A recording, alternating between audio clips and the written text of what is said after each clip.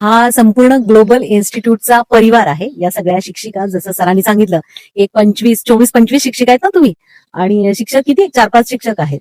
तर असा हा संपूर्ण परिवार आहे.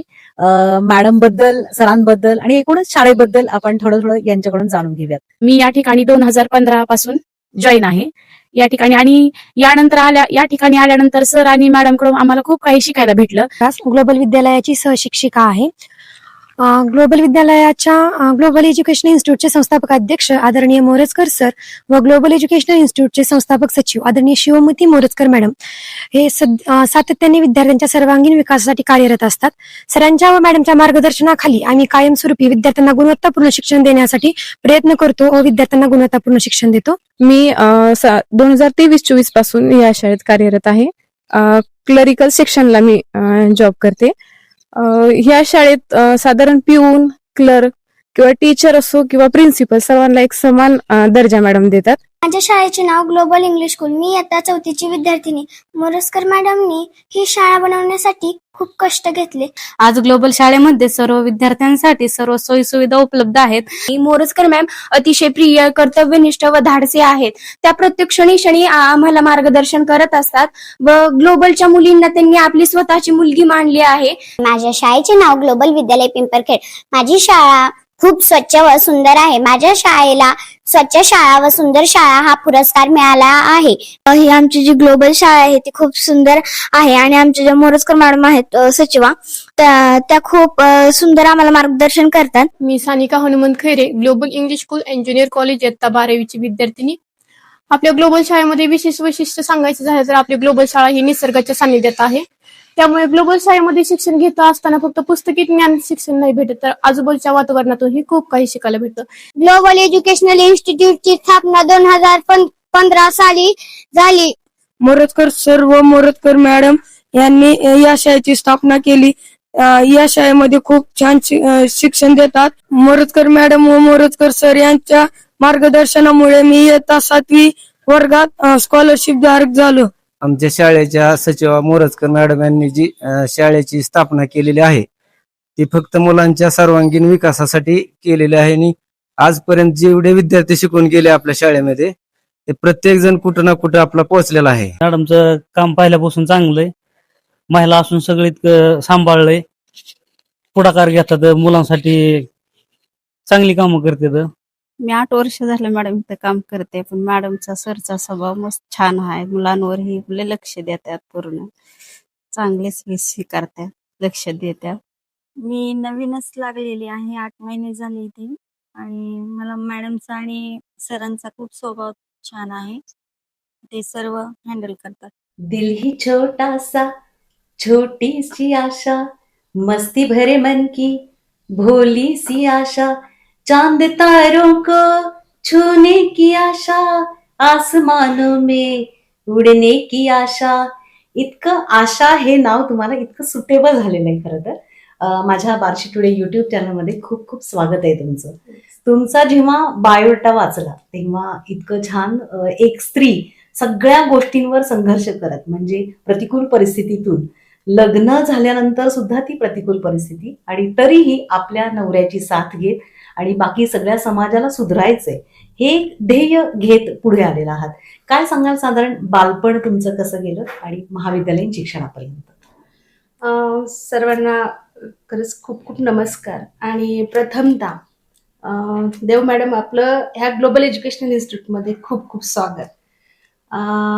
खरं तर तुम्ही आज या ठिकाणी आपल्या परंडा तालुक्यामध्ये, जे परंडा तालुक्याचं ग्रामदैवत आहे, तुम्ही अगोदरच सांगितलं की सोनारी काळ भैरवनाथाचं दर्शन घेण्यासाठी आलेला आहात, आणि येता येता तुम्ही मला इथं ग्लोबल एज्युकेशन इन्स्टिट्यूटला व्हिजिट देत आहे आणि माझ्याबरोबर चर्चा करताय, त्याबद्दल परत एकदा खूप खूप स्वागत करते.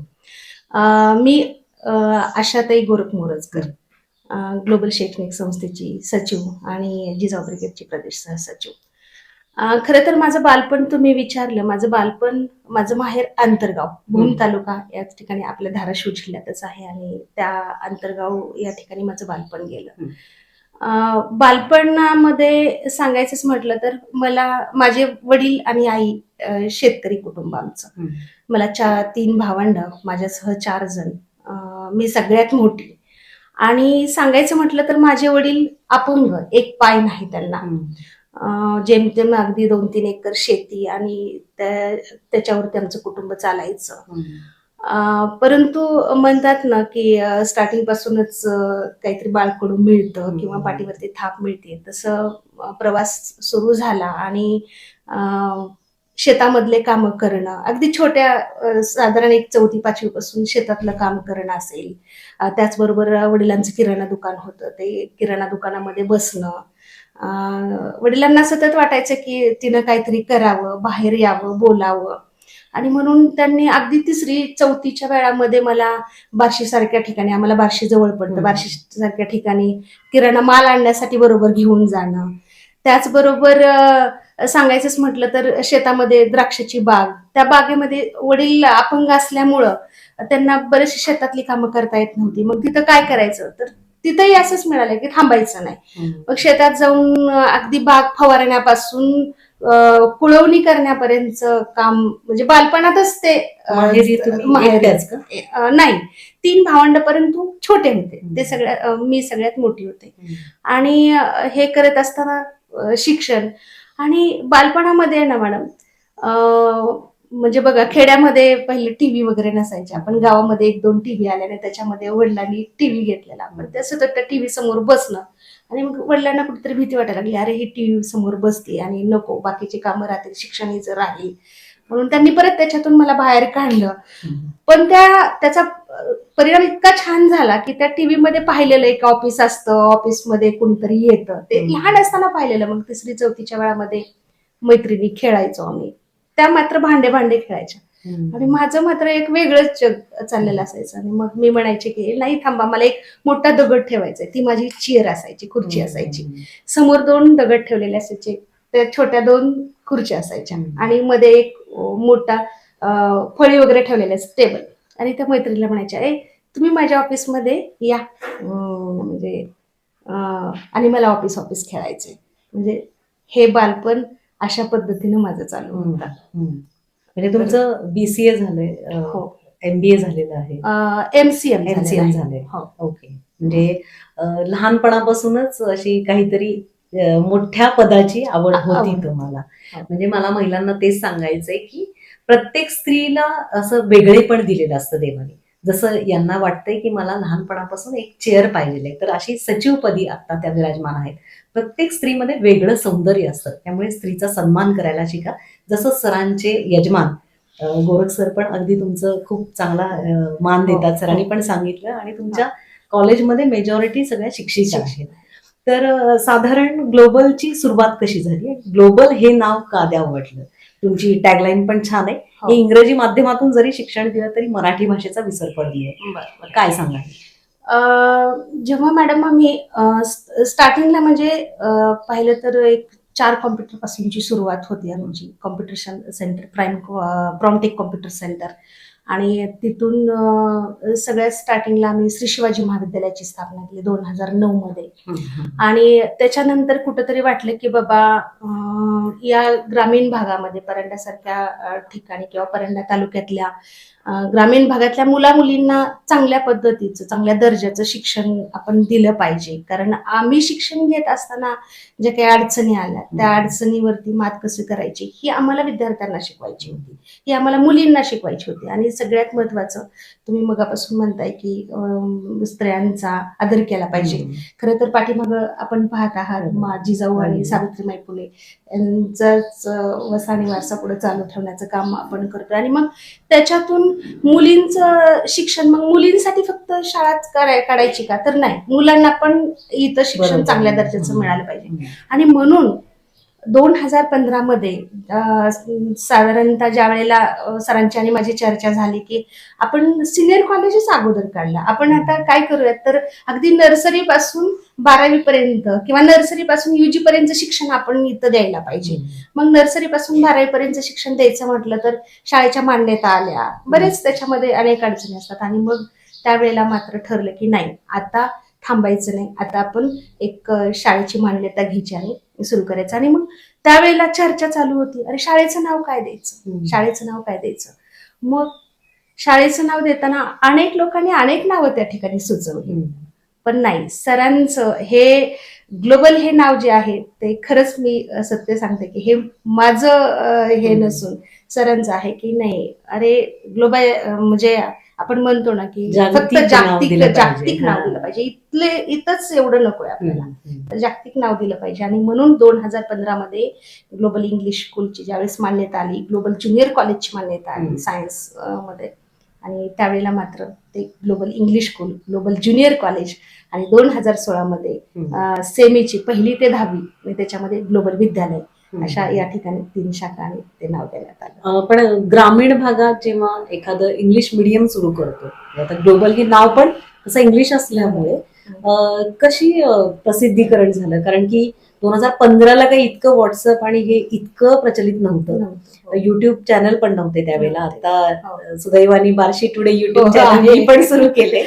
तर मग काय सांगाल त्यावेळेला कसं केलं म्हणजे, आणि त्यातूनही या पालकांची मेंटॅलिटी, माझा मुलगा चांगल्या शाळेत जाईल का आणि हे शिकल्यानंतर पुढं काही त्याचं भविष्य आहे का, अशा परिस्थितीत कसं केलं?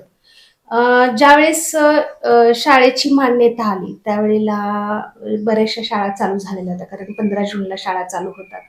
आणि मग काय करायचं, तर मग शिवाजी महाविद्यालयाचा स्टाफ बरोबर घेऊन अक्षरशः परंडा तालुक्यातल्या साधारण 20 ते 21 गावांपेक्षा जास्त गावांमध्ये मी स्वतः प्रत्येक घराघरामध्ये पोहोचले.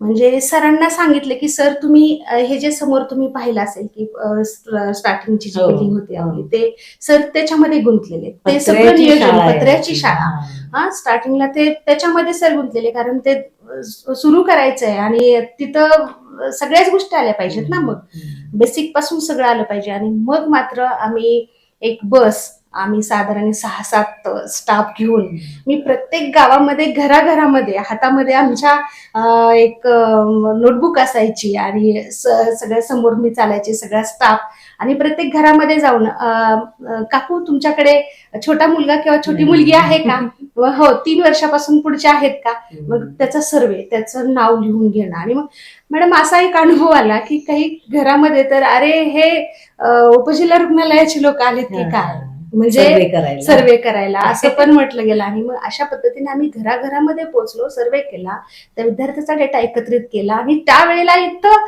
ऑफिसमध्ये 2 लेडीज थांबलेले असायचे की लगेच त्यांना कॉल, अशी नवीन शाळा चालू होती आणि आमच्या शाळेला व्हिजिट द्या आणि ऍडमिशन घ्यायचं, म्हणजे घेण्यासाठी इथूनही प्रयत्न चांगल्या पद्धतीने केले. आणि अशा पद्धतीने आम्ही म्हणजे कुठलेही व्हॉट्सअप किंवा हे तुम्ही जी म्हणता नसताना घराघरामध्ये पोहोचलो. आमच्या इथे पण श्री शिवाजी शिक्षण प्रसारक मंडळाची कर्मवीरांची, म्हणजे कर्मवीर डॉक्टर मामासाहेब जगदाळे यांची श्री शिवाजी महाविद्यालय आहे. मग तुम्ही ती काही प्रेरणा घेऊन सुरुवात केली, कसं केलं नेमकं, आणि हे श्री शिवाजी शिक्षण प्रसारक मंडळ कोणतं आहे नेमकं? खरं सांगायचं म्हटलं तर माझं आणि सरांचं शिक्षण हे श्री शिवाजी महाविद्यालय बार्शी या ठिकाणी झालेलं, म्हणजे खरंच जगदाळे मामांची प्रेरणा, त्यांचं नाव घेतल्याशिवाय हे सुरूच होणार नाही आपलं. आणि जगदाळे मामांची प्रेरणा घेऊनच सुरुवातीला आम्ही श्री शिवाजी महाविद्यालय परंडाची स्थापना केली 2009 मध्ये. आणि मग इकडे ज्या वेळेस हे स्कूल चालू करायचं त्यावेळेला ज्यावेळेला संस्था रजिस्टर करायला गेलो, तर त्यावेळेला नाही, मामांची प्रेरणा घेऊन जसं ते श्री शिवाजी शिक्षण प्रसारक मंडळ बार्शी, त्याचप्रमाणे आम्ही परंडा, श्री शिवाजी शिक्षण प्रसारक मंडळ परंडा या नावाने संस्था रजिस्टर करून घेतली. आणि त्याच्या थ्रू मग हे ग्लोबल शैक्षणिक संस्थांचं स्थापना केलं. नक्कीच मामांची प्रेरणा आहे, मामांच्या शाळेत शिकलेलो आहेत आणि त्यांचे विद्यार्थी, ते आपण विसरून चालणार. बरोबर. तुमचं माहेर, बालपण किंवा सासर हे सगळं मराठवाड्याचं आहे आणि तिकडे तुम्ही पश्चिम महाराष्ट्रामध्ये शिवाजी महाविद्यालयामध्ये शिक्षण घेतलेलं आहे. साधारण तफावत काय आहे? 2 विद्यापीठ वेगळे आहेत. हो मॅडम, तफावत एक अशी दिसून येते की पश्चिम महाराष्ट्रामध्ये शैक्षणिक जनजागृती खूप चांगली आहे आणि मराठवाड्यामध्ये आता होतीये, हळूहळू होतीये, पण आम्ही ज्या वेळेला शिकत होतो ना त्यावेळेला एवढी दिसून येत नव्हती. आणि सगळ्यात महत्वाचं की भूम परांडा तालुका जो आहे, या तालुक्यामध्ये चांगल्या दर्जाचं शिक्षण घ्यायचं म्हटलं तर हे जे 2-3 तालुके आहेत ते सगळे बार्शी जवळ होतं आपल्याला, आणि म्हणून पश्चिम महाराष्ट्रात आम्हाला जावंच लागायचं. कारण या ठिकाणी असं मास्टर डिग्री असेल किंवा युजीचं शिक्षण असेल ते घेण्यासाठी कॉलेजेस अवेलेबल नव्हते, त्यामुळे आपल्याला तिथे जावं लागायचं. पण तफावत मात्र त्यावेळेला दिसून यायची की त्या ठिकाणी चांगल्या दर्जाचं शिक्षण मिळायचं. आता किती साधारण स्ट्रेंथ काय? हो, आपली अगदी नर्सरी पासून युजी पर्यंतची साधारण 700 स्ट्रेंथ आहे. आणि कॉलेज म्हणलं तर कॉलेज त्याच्यातच इन्क्लूड केलं, सगळे मिळून 700 जण या प्रांगणात शिकतायत. तर असंच हे ग्लोबल इन्स्टिट्यूट आहे, ग्लोबल विद्यालय सेमी इंग्लिश स्कूल आहे, ग्लोबल इंग्लिश स्कूल आहे, ग्लोबल ज्युनियर कॉलेज आहे आणि श्री शिवाजी महाविद्यालय आहे. गोरख मोरजकर सर हे स्वतः संस्थापक अध्यक्ष आहेत आणि आशाताई या स्वतः सचिव म्हणून काम करतात. तर काय सांगाल, साधारण तुम्ही इंग्लिश माध्यमातून शिका पण मराठीवरती प्रेम करा किंवा मराठी पण तुम्हाला आलं पाहिजे, अशी तुमची जी छान टॅगलाईन आहे, तर ती अशी कशी सुचली आणि त्याचा उद्देश काय नेमका? बरोबर आहे. शिक्षण इंग्रजी माध्यमाचं, परंतु मराठी मातीची नाळ जी जोडलेली आहे आपली, खरं तर मराठवाडा म्हटलं तर अनेक महामानवांचा हा मराठवाडा असं आपण म्हटलं जातं. पाठीमागं आपण बघतो जिजाऊ माँसाहेबांचं जन्मस्थान सुद्धा हा मराठवाडाच आहे. बरोबर आहे. आणि म्हणून कुठंतरी आपल्या मराठी मातीमध्ये जन्मलेला मुलगा हा मराठी मातीची नाळ विसरू नये, आणि म्हणून हे टॅगलाईन द्यावीशी वाटली. आणि दुसरी गोष्ट म्हणजे कसं असते की हा जो ग्रामीण भाग आहे, त्या ग्रामीण भागामध्ये अनेकांचे पालक शिकलेले नसतात. बरेचसे अगदी आता कुठं थोडंसं शिक्षणाची दारे या ठिकाणी चांगल्या पद्धतीने खुली होतात, पण आई वडील आजी आजोबा शिकलेले नसतात. आणि मग बऱ्याच वेळा असं होतं की अरे तुम्ही इंग्रजी माध्यमाचं माझ्या मुलाला शिक्षण द्यायचंय, म्हणजे घरी आता काय करायचं, आम्हाला तर इंग्लिश एवढं येत नाही, मग आम्ही कसं शिकवायचं काय, अनेक प्रश्न त्यांना पडलेले असतात. आणि एक आजोबा, तुम्हाला एक ह्याच्यातून एक किस्सा सांगते. एक आजोबा आले आणि मला म्हणले, मॅडम माझ्या मुलीला ना हे 2री मध्ये प्रवेश घ्यायचा आहे. घेतला आणि थोड्या दिवसांनी त्यांचं असं चालू झालं की मॅडम ती फक्त इंग्लिश मधूनच अंक मोजते, इंग्लिश मधूनच पाढे म्हणते आणि मला तर त्यातलं काही जमत नाही, मग काय करायचं. तर मग त्यावेळेला मला सुचलं की नाही, आपण इंग्रजी माध्यमाचं देतोय ना, त्याच्याबरोबर मराठी सुद्धा असायलाच हवं आणि ते तितकंच महत्वाचं आहे. आणि म्हणून या गोष्टी सगळ्या करत आलो. आणि म्हणूनच सेमीची जी मान्यता घेतली आपण, म्हणजे 1ली ते 10वी वगैरे सेमीची मान्यता, ती त्यामुळेच घ्यावी लागली. अशा पद्धतीने खूप मस्त शाळा सुरू झालेली आहे. 2015 ते 18 हा काळ खूप चांगला गेला आणि 18 साली म्हणजे जेव्हा सरांची तुमचा बायोडाटा बघत होते तेव्हा 18 साली तुम्हाला एका दुर्धर आजाराने गाठलं खरं तर. आणि ते व्हायलाच नको होतं, म्हणजे इतकी कर्म चांगली असताना सुद्धा कुठंतरी आपलं प्रारब्ध म्हणा हे म्हणा, तर अशा पद्धतीने कर्करोगाने तुम्हाला हे झालं. तर काय सांगाल, म्हणजे त्यावेळेला जी काही मानसिकता किंवा एखादी स्त्री संपून जाते खरं तर या पिरियडमध्ये, तरीही 18ला पुन्हा उभं राहावं असं वाटलं, म्हणजे तो संघर्ष कसा साधारण? खरं तर तुम्ही आज जो प्रश्न विचारलेला आहे की अनेक महिलांना ह्याच्यातून प्रेरणा मिळणार आहे, कितीही नाही म्हटलं तर माझ्या डोळ्यात आता पाणी येत आहे. आणि ह्याच्यामध्ये सगळ्यात मोठी साथ होती ती माझ्या मिस्टरांची, आदरणीय मोरजकर सरांची. ह्याच्यामध्ये दुसरी साथ होती ती माझ्या मुलांची, आदित्य आणि प्रेमची. खरं तर 2018ला जेव्हा ब्रेस्ट कॅन्सर आहे असं ज्या वेळेला मला निदान झालं, त्यावेळेला मी खूप खचून गेले होते. कारण मी पण एक महिला आहे ना, मला पण वाटलं की आता आपलं सगळं संपलंय, आता आपण काही करू शकत नाहीये. खूप म्हणजे पूर्ण खचून गेले. पण ते 1 तास किंवा 2 तासापुरतं, 1 दिवस पण नाही. जेव्हा मी खचले असं लक्षात आलं मोरजकर सरांच्या, माझ्या मिस्टरांच्या, त्यावेळेला त्यांनी माझ्या पाठीवरती थाप दिली आणि मला म्हटले, आशा रडायचं नाही, लढायचंय. आणि तू तुझ्यासाठी जगायचं नाही, तू माझ्यासाठी, माझ्या लेकरांसाठी, आणि हे जे विद्यार्थी आहेत ना, जे की तुला आई म्हणतात, जे तुझ्यावरती विश्वास ठेवून या शाळेमध्ये प्रवेश घेत आहेत, जे आणि खरंच मॅडम ते मला आई म्हणतात हा. तर त्यांच्यासाठी तुला जगायचंय, समाजातल्या प्रत्येक स्त्रीसाठी तुला जगायचंय. ह्या 2 प्रेरणा तुला घ्यायच्या. आणि मग मात्र वाटलं की नाही, मी जगू शकते, माझं ध्येय जे आहे त्या ध्येयापर्यंत मी पोहोचू शकते. आणि त्यावेळेला खरंच म्हणजे म्हटलं जातं की आपल्या परिवाराची साथ असेल ना, आपल्या फॅमिलीची साथ असेल ना, तर एक स्त्री काहीही करू शकते. आणि याचं ज्वलंत उदाहरण तुमच्या समोर बसलेलं आहे.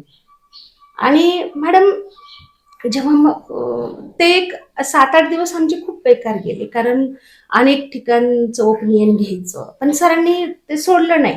प्रत्येक डॉक्टरांकडे जायचं, माझे रिपोर्ट दाखवायचे, ते काय म्हणतायत बघायचं, तिथून दुसऱ्या डॉक्टरांकडे जायचं, ते काय म्हणतायत पाहायचं. म्हणजे एक 7-8 डॉक्टरांचं ओपिनियन घेतलं, पण त्यांचं समाधानच होत नव्हतं. कारण त्यांना वाटायचं की अरे आपलं लग्न झालं तेव्हापासून आम्ही दोघांनी हे खूप स्ट्रगल केलेले आहे, ह्या स्ट्रगल मधून आपण इथपर्यंत आलेलो आहोत, आता कुठं चांगले दिवस आपले यायला लागलेले आहेत, तर हे मध्येच काय झालं. आणि माझा मोठा मुलगा त्यावेळेला 9वीला होता, प्रेम, आणि छोटा मुलगा आदित्य 4थीला होता. म्हणजे किती लहान ते मुलं. आणि मग अशामध्येच माझे वडील आलेले होते इथं माझ्याकडे, आणि मी बोलत बोलत त्यांना सांगून गेले की मी नाना म्हणते त्यांना, नाना माझ्या ब्रेस्टमध्ये गाठ आहे आणि कॅन्सर डिटेक्ट झालाय त्याच्यामध्ये. पण खरं सांगू का, जसं मी माझ्या मिस्टरांकडून प्रेरणा घेते, जिजाऊ माँसाहेब सावित्रीमाईकडून प्रेरणा घेते, तशी सगळ्यात मोठी प्रेरणा मी माझ्या वडिलांकडून लहानपणी घेतलेली आहे. ती कशी, तर त्यांचा 72ला एक पाय तुटलेला, एक पाय नाहीये पूर्ण, तरी पण ते आज व्यवस्थित आहेत, ते खूप काम करतात. जगण्याची इच्छाशक्ती काय आहे हे मी त्यांच्याकडून शिकलेली, आणि म्हणून माझी जगण्याची इच्छाशक्ती एवढी प्रेरित झाली. आणि मग तिथून म्हटले, अरे तू घाबरू नकोस, थांब.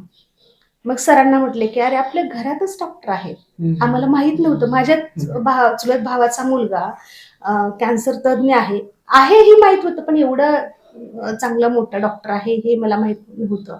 मी त्याचा आवर्जून या ठिकाणी नाव घेईल, खरं मी त्याला देव मानते माझा, डॉक्टर विनोद गोरे.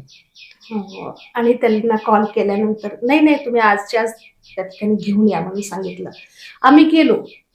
गेल्यानंतर त्यांनी पहिलं सांगितलं की काही नाही होत, मी आहे ना, फक्त त्याचं एक वाक्य होतं. आणि सरांनी त्यांना सांगितलं की पेशंट तुमचं आहे, तुम्हाला काय लागतंय ते मला फक्त सांगा, आणि तिला अशा ठिकाणी तुम्ही ऑपरेट वगैरे करा की तिला कुठलाच त्रास नाही झाला पाहिजे, आणि मला पेशंट पाहिजे, मला ती हवी. आणि मग तिथून पुढं प्रवास चालू झाला. त्यांनी सांगितलं की 6 महिने तरी ट्रीटमेंट घ्यावी लागते, आणि त्याच्यामध्ये मग 16 केमो घेतले. 16 केमो घेतले, आणि 16 केमो घेतल्यानंतर त्याच्यामध्ये आणखीन एक नाव मला घ्यावंसं वाटेल की ज्यावेळेस कॅन्सर डिटेक्ट झाला त्यावेळेला पुण्यामध्ये आता ट्रीटमेंट घ्यायची, राहायचं कुठं, हा खूप प्रश्न असतात, अनेक प्रश्न असतात. इथं छोटे मुलं सोडायचे, ही शाळा सोडायची, आणि काय करायचं मग. तर माझे भाऊजी प्रशांत काटे आणि माझी बहीण वनिता काटे, भाऊजींनी सरांना सांगितलं की सर तुम्ही शाळा, कॉलेज, मुलं, त्यावेळेला आमचं स्टीलचं दुकान पण होतं, राजुरी स्टील आणि अल्ट्राटेकची डीलरशिप होती परंडा तालुक्याची. ते दुकान तुम्ही बघा, मी इथं मॅडमचं पूर्ण सगळं काही करून येतो, मी ताईंचं सगळं करून येतो. आणि अक्षरशः त्यांनी माझ्यासाठी घर बदललं, आणि तिथून 6 महिने ट्रीटमेंट घेतली. सरांना बऱ्याच वेळा वाटायचे की अरे ते केमो घेतल्यानंतर केस गेलेले, ती घाबरेल काही की इथं आल्यानंतर, म्हणून तिला इथं आणायचं का नको. पण मी खूप वेळा काही डोक्याला न बांधता, ज्या वेळेला मला प्रेरणा देणारी लोक भेटतायत त्या वेळेला मी ते अक्षरशः डोक्याचं बांधलेलं काढून त्यांच्याबरोबर गप्पा मारत बसलेले, आणि असा तो प्रवास होता माझा. आणि नक्कीच म्हणजे मोरजकर सर परत एकदा खूप मोठ्याने असं रडावंसं वाटतंय की मोरजकर सर, ह्या ग्लोबल मधले सगळे विद्यार्थी, सर्व स्टाफ यांनी खूप साथ दिली. एवढंच नाही तर परंडा तालुक्यातल्या प्रत्येक व्यक्तीनं त्यावेळेला साथ दिली, घरातल्या लोकांनी साथ दिली, आणि म्हणून मी तुमच्या समोर आज बसलेले. क्रांती ज्योती सावित्रीबाई फुले यांनी जेव्हा शिक्षणाचं पाऊल घेतलं आणि प्रत्येक लेखी माझ्या शिकल्या पाहिजेत हे व्रत अंगीकारलं आणि शिक्षण पुढे ठेवलं. खरं तर ह्या स्त्रियांसाठी संदेश आहे. संघर्ष प्रत्येक स्त्रीच्या वाट्याला असतो. पण त्या संघर्षातून पुढं कसं जायचं असतं आणि जीवनाचं ध्येय कसं ठरवायचं असतं.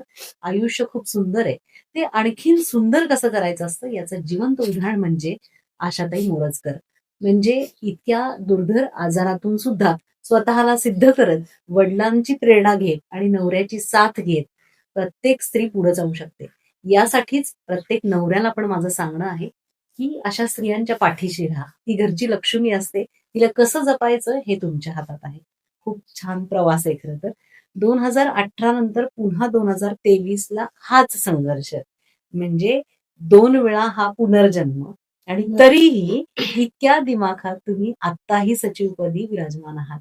2023 पर्यंतचा जो संघर्ष असतो प्रत्येक म्हणजे कोणालाही की बेड रिडन ज्यावेळेला होतं, त्यावेळेला आयुष्य संपलंय आणि ते संपवायचंच आहे. पुन्हा तोच संघर्ष पुन्हा 2023ला उद्भवलंय आणि पुन्हा त्यातून पुढे जायचंय. हे भयंकर आहे म्हणजे याची कल्पनाच नाही करू शकत. 2023ला पुन्हा तुम्ही उभ्या राहिला. हो. 2023ला ज्या वेळेला परत लक्षात आलं म्हणजे साधारण एक डॉक्टरांना 6 महिन्याचे 3 महिन्याचे फॉलोअप असतात. डॉक्टरांना भेटायला गेल्यानंतर त्यावेळेला काहीच जाणवलं नाही. पण आल्यानंतर 1 महिन्यातच मला असं जाणवायला लागलं की अरे दुसऱ्या ब्रेस्टमध्ये पण गाठ मला जाणवते. त्यावेळेला मी हे कॅन्सर म्हणजे अगदी काही नाही असं. असं एवढं छान त्याच्यावरती माझं म्हणजे काय म्हणायचं अभ्यास झालेला होता. आणि मग ज्यावेळेस डॉक्टरला फोन केला की कारण घरचा माणूस आहे तो डायरेक्ट कॉल करू शकतो आपण. अरे मला आणखीन ब्रेस्टमध्ये गाठ जाणवते. अरे नसेल ग तू आत्ताच तर येऊन गेलेली आहे. म्हटलं नाही अरे माझी शंका ठीक आहे तुझी शंका आहे ना आजच लगेच ये. त्याचं म्हणणं आलं आणि गेलो बायोप्सी केलं. बायोप्सी केल्यानंतर मग वेळ होता तो रिपोर्ट यायला 1-2 दिवस. त्यावेळेस एक किस्सा सांगते तुम्हाला. बायोप्सी झाला आणि माझा मोठा भाऊ तुषार, मी आणि सर आम्ही तिघजण बरोबर होतो. आणि म्हणले आता हिला काहीतरी फ्रेश ठेवायचं सरांचं म्हणणं. मग काय करायचं? चला एखादा पिक्चर पाहायला जाऊ म्हणे आपण पुण्यामध्ये. आणि तिथं गेल्यानंतर मग पिक्चर कुठला पाहायचा? कोणता आहे ही माहित नव्हतं. असंच गेलेलो. तर त्या ठिकाणी पिक्चर चालू होता पहिले मार्शल श्याम बहादूर. मला खरंच त्यांच्याविषयी काही माहित नव्हतं. पिक्चर पाहायला बसल्यानंतर माझ्या भावाने सांगायचं की अगं तुला आवडेल हा पिक्चर बघ तू कसं स्ट्रगल आहे त्याच्यामध्ये. रिअल ह्याच्यावरती येतो. इंदिरा गांधी ज्या वेळेला पंतप्रधान होत्या त्यावेळेला ते पहिले मार्शल होते. आणि मग तो पिक्चर पाहिला तर ज्या वेळेला त्यांना युद्धामध्ये साधारण 9 ते 11 गोळ्या लागलेल्या होत्या. तरी ते उभारले नंतर आणि माझं बायोप्सी झालं मी विसरले. आणि जेव्हा 2 दिवसांनी रिपोर्ट आला त्यावेळेला डॉक्टरांनी सरांना न कॉल करता डायरेक्ट मला कॉल केला. अगं कॅन्सर पॉझिटिव्ह आहे आणि तुला ऑपरेशनच करावं लागतं. ठीक आहे साधारण 3-3:30च्या दरम्यान कॉल आलेला. आणि मग चला बॅग भरायला सुरू झाली. सर बँकेत गेलेले होते. मग त्याला म्हटलं सर आल्यानंतर म्हटलं सर रिपोर्ट पॉझिटिव्ह आहे. अगदी म्हणजे मनातून हे होतंय की आता आणखीन परत आता आपण राहील का नाही मनात विचार येऊन जातोच आणि आलाच. पण तरी म्हटलं नाही जगायचंय. आणि मग 4ला शाळा सुटते. सरांना म्हटलं आपण लगेच नको निघायला. मला सगळ्या मुलांना भेटायचंय. इथं स्टाफला कोणालाही माहित नव्हतं की परत काय आहे. कारण कोणाला चर्चाच नाही झाली. प्रत्येक विद्यार्थ्याला बसमध्ये भेटले. साधारण 12 ते 13 बस आहेत आपल्या. प्रत्येक बसमध्ये चढून प्रत्येक विद्यार्थ्याला भेटले. छोटे छोटे मुलं अक्षरशः सेकंड देत होते. त्यांना काय माहित होतं मी बाहेर चालले मग. पण सगळ्यांना भेटले. खूप मोठ्याने रडावंसं वाटायचं. त्यांना कुणाला तरी बिलगावंसं वाटायचं. पण नाही मनातून असं ठरवलेलं की नाही यांना काही जाणून द्यायचं. पण सगळ्यांना भेटले आणि गाडीच गेल्यानंतर दुसऱ्या दिवशी ऑपरेशन झालं. सकाळी 8ला आत घेतलं. आत घेतल्यानंतर डॉक्टर म्हणे सगळे एक 7-8 जण तिथं आतमध्ये त्या रूम मध्ये भेटायला आलेले ते डॉक्टर वगैरे. डॉक्टरने ओळख करून दिली की अरे हिचं सामाजिक काम खूप आहे. जिजाऊंची प्रेरणा सावित्रीबाईंची प्रेरणा घेते. माता रमाईची आहे. अहिल्यादेवीची आहे. फातिमाबाईची आहे. खूप सांगायला लागला. विसरून गेली की मी त्या बेडवरती झोपलेली आहे म्हणून. आणि त्यांनी फक्त एकदाच म्हटलं, घाबरू नको, मी आहे. आणि आज जाताना तर सरांनी सांगितलं होतं, मी आहे, घाबरू नको. हो, ठीक आहे. ऑपरेशन झाल्यानंतर ज्यावेळेस शुद्धीवर येत होते ना, त्यावेळेला शुद्धीवर येताना माणूस बडबडतो. तर मी बडबडत होते, मी श्याम बहादूर आहे, मी श्याम बहादूर आहे. म्हणजे सगळ्यांना असं वाटत होतं की अरे काय आहे? आणि त्यावेळेला डॉक्टरांनी सांगितलं की आता तुम्ही किती फेऱ्या मारणार आहेत ना, केमो तर घ्यावे लागणार आहेत हे. मग काय करायचं? तर काय नाही, मोठ्या किंवा छोट्या मुलाला बरोबर द्या आणि तुम्ही पाठवून द्या म्हणे ट्रेननी आणि तिनं केमो घेऊन यायचंय. मग सरांनी आमचा प्रवास परत चालू झाला. परत सरांनी वंदे भारतला सोडायचं. तिथून आम्ही 7 वाजता निघायचं. जाऊन 9 वाजता केमोला स्टार्ट करायचा. केमो घेऊन रिटर्न त्याच दिवशी यायचं. 2 दिवस आराम आणि परत ह्या चेअरमध्ये येऊन बसायचं. पण त्यावेळेला ना मी असं ते सहज घेतलं त्याला. जसं म्हणतात ना, एखादा पाहुणा आपल्या घरी आल्यानंतर त्याला आपण आदरातिथ्य करतो आणि "ये बाबा खाऊन पिऊन झाले आता, नमस्कार करते, जा." तर 6 महिने ये बाबा, तुझं मी खूप आदरातिथ्य करते आणि तू जा आता, मला सोडून नको आता तू. असे 6 केमो आणि 15 रेडिएशन घेतले नंतर पण मी. आणि ते घेतल्यानंतर मात्र ठरवलं की आता खूप हे वाढलेलं आहे. प्रत्येक घराघरामध्ये ह्याचे पेशंट आता सापडायला लागलेत आणि म्हणून 2018 पासूनच मी ती सुरुवात केलेली होती, की प्रत्येक ह्या परंडा तालुक्यातील किंवा आसपासच्या तालुक्यातील जर माहीत झालं, की ह्यांना कॅन्सर डिटेक्ट झालेला आहे, तर त्यांच्या घरी जायचं, त्यांना त्याच्याविषयी माहिती सांगायची, घाबरू नका म्हणायचं आणि डॉक्टरांशी कॉल करून द्यायचा किंवा चांगल्या ठिकाणी जा म्हणून सांगायचं.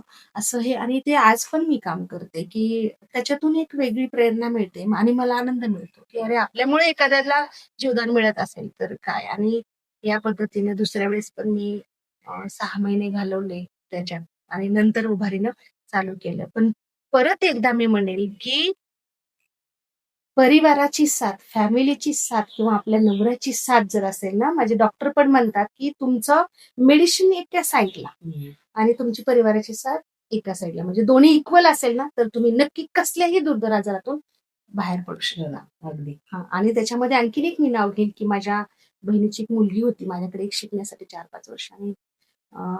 तिला मी बंटी म्हणायचो. तिनं माझी खूप सेवा केली. मॅडम मी एक दिवशीचा एक किस्सा सांगते याच्यातला.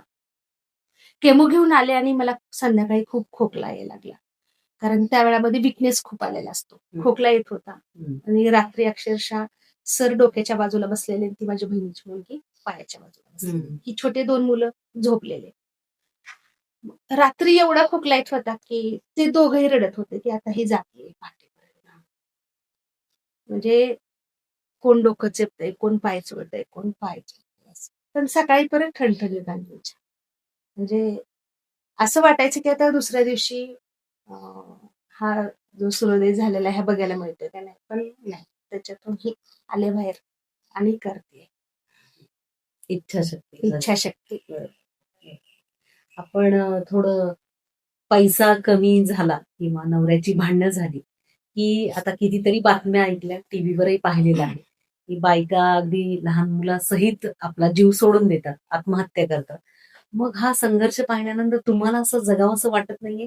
म्हणूनच पुन्हा एकदा बार्शी टुडे युट्यूब चॅनलच्या माध्यमातून सांगते, अशी जर काही अडचण येत असेल आणि तुमचं मन जर डिप्रेशनमध्ये जात असेल, तर डिप्रेशन हा शब्दच नकोय आपल्या आयुष्यात.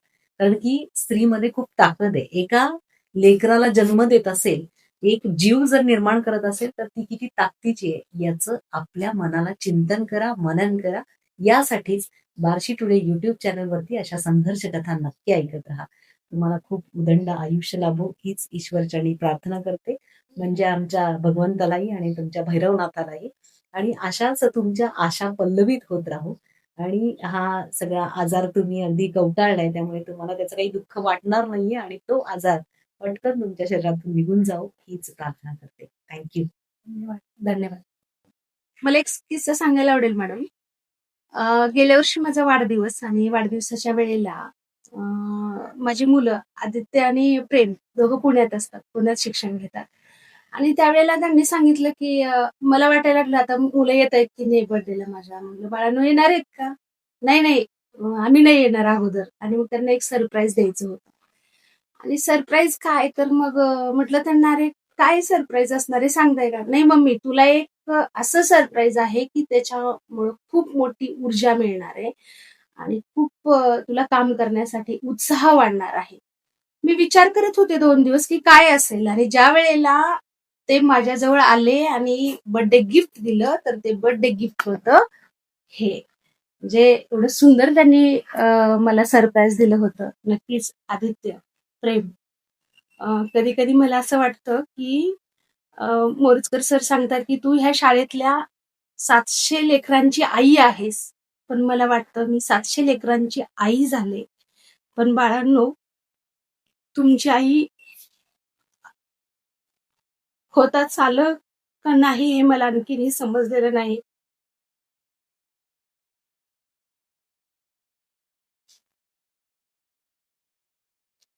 श्री शिवाजी शिक्षण प्रसारक मंडळ परांडा संचलित ग्लोबल एज्युकेशनल इन्स्टिट्यूट हे इन्स्टिट्यूट कसं उभारायलं याचं आपण तर सगळं जाणून घेतलेलं आहे.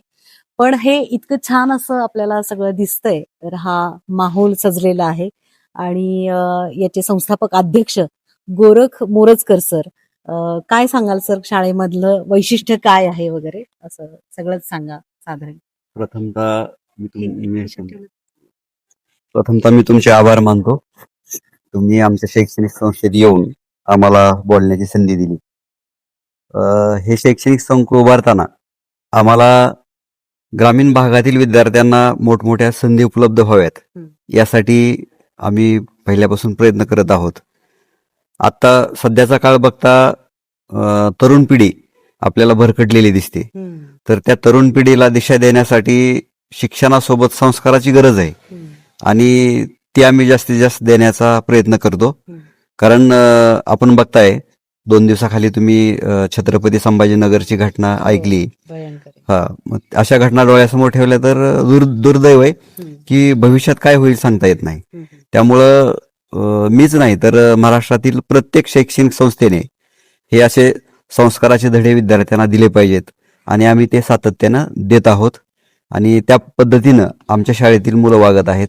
आमच्या शाळेमध्ये येताना प्रत्येक मुलगा आईवडिलांचं दर्शन घेऊन येतो, आजी आजोबाचं दर्शन घेऊन येतो आणि आम्ही आल्यानंतर विचारतो त्याला, तो दर्शन घेऊन आला का? तर ते इमानदारीनं उठून सांगतात, मी नाही, मी होय. कारण त्यांच्यामध्ये तेवढा आत्मविश्वास आम्ही वाढवलेला आहे. मस्त. पत्र्यापासून शाळा सुरू झाली आहे. हो हो. आता एवढी इमारत आहे. पत्र्याची सुरुवात 2015ला ज्यावेळेस पहिल्यांदा मान्यता मिळाली त्यावेळेस हे आरसीसी बांधकाम करण्याची परिस्थिती नव्हती. मग त्यावेळेस पत्र्याच्या शेडमध्ये शाळा भरवली आणि त्या पत्र्याच्या शेडमध्ये सुद्धा 350 मुलं शिक्षण घेत होती. 350चे परत 450 पावणे 500 मुलांपर्यंत गेलं आणि त्यानंतर मग आम्ही हे बिल्डिंगचं बांधकाम सुरू केलं आणि ह्या बिल्डिंगच्या बांधकामामध्ये ही मुलं येत आहेत. म्हणजे बिल्डिंग आहे किंवा पत्र्याचं आहे हे बघून पालक आमच्याकडे येत नाहीत. तर इथं शिक्षण छान मिळतंय, शिक्षणासोबत संस्कार मिळत आहेत. त्यामुळं पालक आमच्यावर विश्वास टाकून मुलांना इथं पाठवतात. आता डिजिटल युग आहे, मग काय काय फॅसिलिटी आहेत शाळेमध्ये? शाळेमध्ये 23 कॉम्प्युटरची लॅब आहे. प्लस आम्ही आता येणाऱ्या पुढच्या महिन्यातल्या पहिल्या शनिवारी शिक्षकांना AI विषयी ट्रेनिंग देणार आहोत की ते मुलांना AI विषयी माहिती सांगतील. तर असे विविध उपक्रम राबवतो आम्ही. प्लस आम्ही जसं आपलं की जिजाऊ जयंती, सावित्रीमाई जयंती यावेळेस वेगवेगळे उपक्रम घेतो. सत्पुरुषांच्या जयंत्या तिथे आपण करतो. आणि त्यानंतर आपण घटस्थापना करतो नवरात्र. त्या नवरात्रामध्ये 9 दिवस 9 महिलांचा सन्मान केला जातो की ज्या महिला यशस्वी झालेल्या आहेत आपल्या समाजामध्ये, त्या महिलांचा सन्मान करून त्यांचा इतिहास मुलांना सांगितला जातो. कारण आज बघतोय आपण असं सांगतो की मुली सुरक्षित नाहीत. कारण काय, तर मुलीला आपण सांगतो की 7च्या आत घरात ये. मग मुलींना कोणापासून धोका आहे? मग माझं मत असं असतं की ज्याच्यापासून धोका आहे त्यालाच थोडं प्रशिक्षण द्यावं. त्यांना सांगावं की महिलांना मुलींना त्रास होणार नाही असं तुम्ही वागा. पण मग आपण मुलींनाच त्रास देतोय, मुलींना शिकवतोय, मुलींच्याच मिटिंग घेतोय. मग हे पण व्हायला पाहिजे की जे त्रास देत आहेत त्यांनाच थोडं आपण त्यांचं प्रशिक्षण केलं तर फायदा होईल. आणि त्या दिशेनं आमची वाटचाल चालू आहे. इथं शाळेमध्ये जसं छत्रपती शिवाजी महाराजांनी महिलांचा सन्मान केला त्याच पद्धतीनं त्याच विचारधारेवर तसेच क्रांतीसूर्य महात्मा फुलेंनी महिलांचा सन्मान केला, सावित्रीमाईचा सन्मान केला आणि त्यांना शिक्षण देऊन त्यांना पुढे आणलं. त्याच पद्धतीने इथं वातावरण आहे. इथं प्रत्येक महिलाचा सन्मान केला जातो. इथं साधारण 30 पैकी 24 ते 25 शिक्षिका महिला आहेत. म्हणजे त्याचा अर्थ असा की इथं महिला सुरक्षित आहेत. त्यामुळं त्या महिलांचे घरचे आत्मविश्वासाने इथं पाठवतात. बरोबर अगदी. बरेच पुरस्कार आता जेव्हा केबिन मध्ये पाहिलं मॅडमच्या तुमच्या, तर बरेच पुरस्कार मिळालेले आहेत तुम्हाला वैयक्तिक आणि शाळेला, काय सांगाल?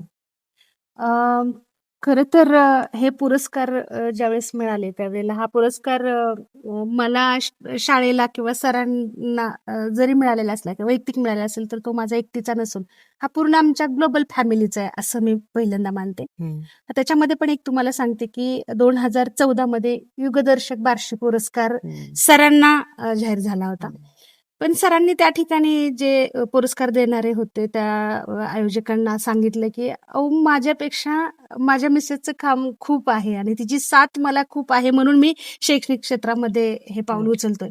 तर हा सत्कार माझा नसून हा सन्मान तिचा आहे तर तिला द्या, म्हणजे तिथून सुरुवात आहे. तर अशा अनेक वेगवेगळ्या ह्याच्यामधून आम्हाला पुरस्कार मिळाले, जसं की युगदर्शक पुरस्कार असेल किंवा स्टार मुंबई पुरस्कार असेल, असे विविध पुरस्कार मिळालेले आहेत. त्याच्यामध्येच शाळेला जो पुरस्कार मिळाला 2023-24ला तर मुख्यमंत्री स्वच्छ शाळा सुंदर शाळा ह्याच्यामध्ये 2023-24ला शाळेचा तालुक्यातून द्वितीय क्रमांक आला आणि त्यावेळेला सन्मानपत्र आणि 2 लाखाचे मानकरी आम्ही ठरलो. त्याचबरोबर 2024-25ला परत त्याच्यामध्येच तालुक्यातून पहिला क्रमांक आला आणि त्यावेळेला मात्र आम्ही 3 लाखाचे मानकरी ठरलो.